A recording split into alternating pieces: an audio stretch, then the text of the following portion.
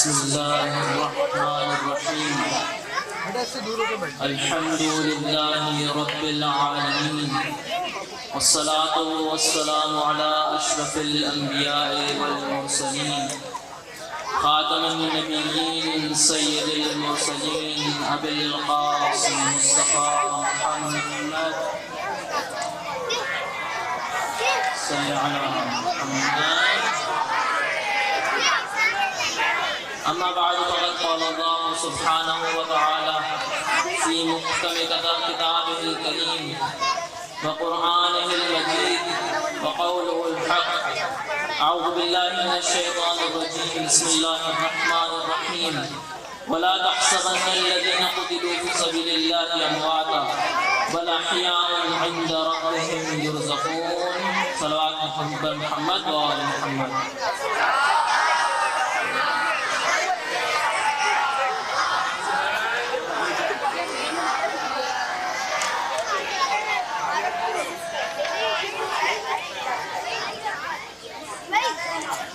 سب سے پہلے حمد و ثنا خدا نے متعال کی، اس کے بعد ان کی حمد و ثنا اس نے جن کو خدا نے زمین پہ بھیجا، جو کہ ہماری ہدایت کا سبب بنے، جس کے ذریعے قرآن ہم تک پہنچایا اور جن کے ذریعے اس قرآن کو ہمارے لیے واضح کیا، اس قرآن کو ہمارے لیے بیان کیا. یعنی کون؟ یعنی اہل بیت علیہ السلام. رسول خدا کے اوپر خدا نے قرآن نازل کیا، جبکہ اہل بیت علیہ السلام وہ ہستیاں ہیں کہ جن کے ذریعے قرآن کو ہمارے لیے تفسیر کیا، قرآن کو ہمارے لیے سمجھایا، قرآن کے الفاظ ہمارے لیے آسان کر کے بیان کیے. اب جس آیت کو میں نے سرنامہ کلام بنایا، وَلَا تَحْسَبَنَّ الَّذِينَ قُتِلُوا فِي سَبِيلِ اللَّهِ أَمْوَاتًا بَلْ أَحْيَاءٌ عِندَ رَبِّهِمْ يُرْزَقُونَ. کس کے حوالے سے بات ہو رہی ہے؟ کس کے حوالے سے بات ہو رہی ہے؟ شہداء کے حوالے سے.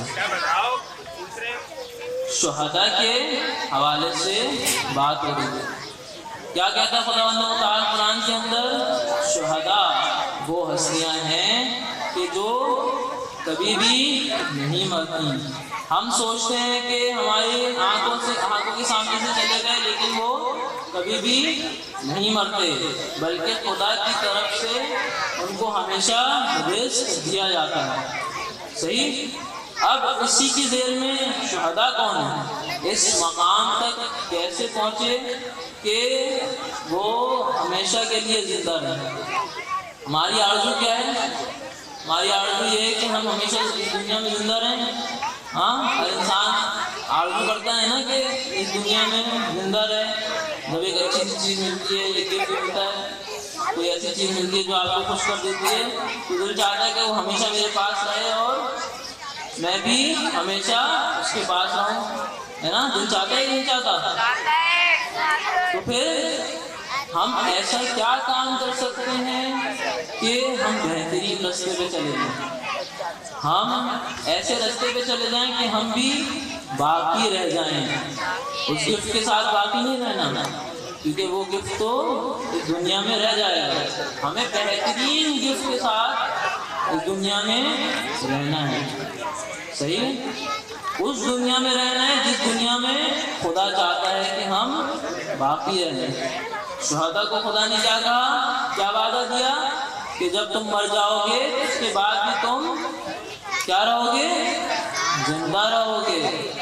کیوں زندہ رہو گے؟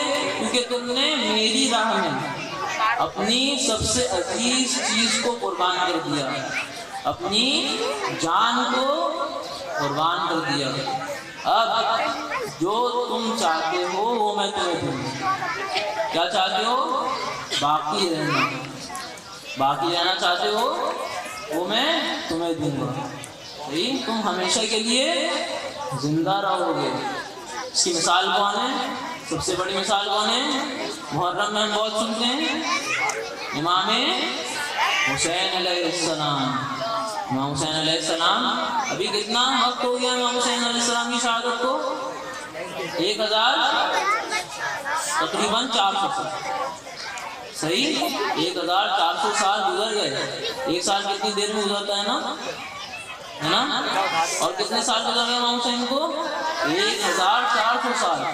اس کے باوجود امام حسین کا نام باقی ہے کہ نہیں؟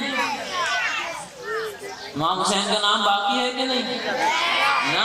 کیوں؟ کیونکہ شہادت کے بہترین درجے تھے، اعلیٰ ترین درجے کے اوپر امام حسین کو فائز ہے۔ امام حسین وہ شخصیت ہیں کہ جو بہترین درجے پہ تھے، صحیح؟ اس شہادت تک کیسے پہنچنا، کس طرح سے ہم شہادت تک پہنچ سکتے ہیں، یہ اہم سوال ہے نہیں؟ ہاں، کیسے اس مقام تک پہنچے کہ ہم بھی ہمیشہ کے لیے باقی رہیں؟ اس کا ایک طریقہ یہ ہے کہ ایک طریقہ کیا ہے؟ ایک طریقہ یہ ہے کہ قرآن اور اہل بیت کی بات کو سنیں، اس کو سمجھیں اور اس پہ عمل کریں۔ یہ کب ہوگا؟ کب ہوگا یہ؟ جب قرآن کو سب سے پہلے پڑھنا سیکھیں گے، صحیح، اس کے بعد اس کا ترجمہ پڑھیں گے، اس کو سمجھیں گے، اگر سمجھ نہ آئے تو کسی عالم سے پوچھیں گے، اس پہ عمل کرنے کی کوشش کریں گے۔ ائمہ علیہ السلام نے، اہل بیت علیہ السلام نے جو باتیں کہیں اس کے اوپر عمل کریں گے تو کیا ہوگا؟ ہم بہترین راستے پہ چلنا شروع کر دیں گے، اور جب بہترین راستے پہ چلنا شروع کر دیں گے تو خدا ہمیں اپنی بہترین نعمت سے نوازے گا۔ اسی طرح سے اگر ہم شہداء کی زندگی کو دیکھیں، مختلف شہداء کی زندگی دیکھیں تو کیا نظر آتا ہے کہ ان کے اندر قرآن سے انس الگ سے پایا جاتا تھا، الگ سے قرآن سے پیار کرتے تھے، قرآن پڑھتے تھے، سمجھنے کی کوشش کرتے تھے اور اس پہ عمل کرتے تھے۔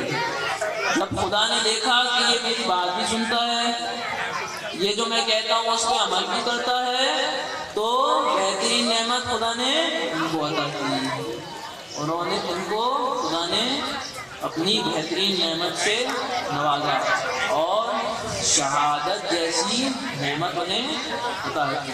تو نتیجہ کیا نکلتا ہے؟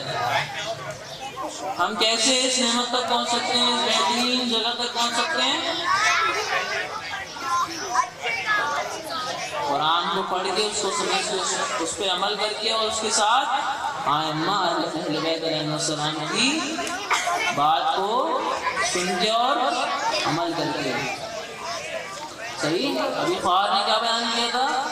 خوار نے کہا تھا کہ قرآن اور اہل بیت دو ایسی چیزیں ہیں جو کبھی بھی جدا نہیں ہوں گی۔ قرآن کیا ہے؟ قرآن جو ہمارے سامنے ہے وہ قرآن صامت ہے، یعنی کیا؟ یعنی یہ کہ وہ قرآن جو کہ بول نہیں سکتا، صحیح، جو کہ بول نہیں سکتا، جبکہ دوسری طرف اہل بیت کون ہے؟ قرآن ناطق، وہ قرآن ہے جو کہ بول کے ہمیں مختلف چیزوں کے بارے میں آگاہ کرتے ہیں، ہمیں ہدایت دیتے ہیں، صحیح۔ تو ہمیں دونوں کو ساتھ رکھنا ہے۔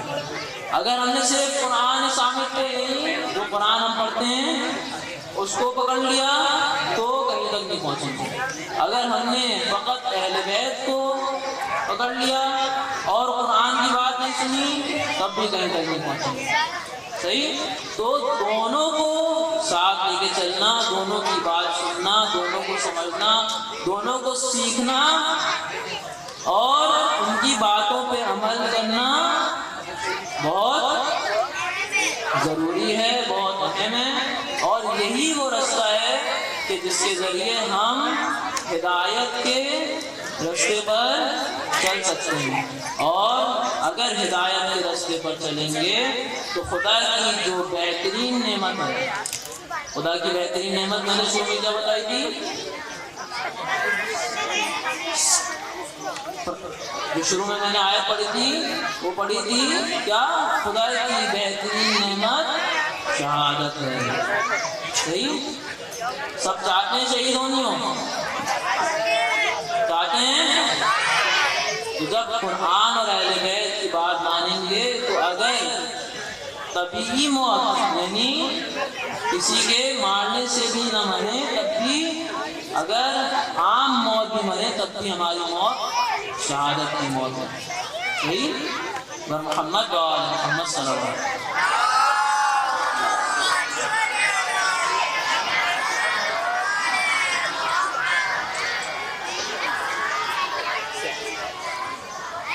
اسی طرح سے ایک حدیث کے اندر، اس حدیث کو بیان کروں گا اور انشاءاللہ آپ لوگ کی زحمت تمام۔ ایک حدیث کے اندر غالباً امام صادق علیہ السلام فرماتے ہیں کہ تم میں سے بہترین انسان وہ ہے جو قرآن سیکھے اور سکھائے۔ صحیح؟ تو ہمیں سب سے پہلے قرآن سیکھنا ہے، جب خود سیکھ جائیں اس پہ عمل کریں اور پھر دوسروں کو بھی سکھائیں۔ وآخر دعوانا الحمد للہ رب العالمین۔ محمد و محمد صلی اللہ علیہ وسلم۔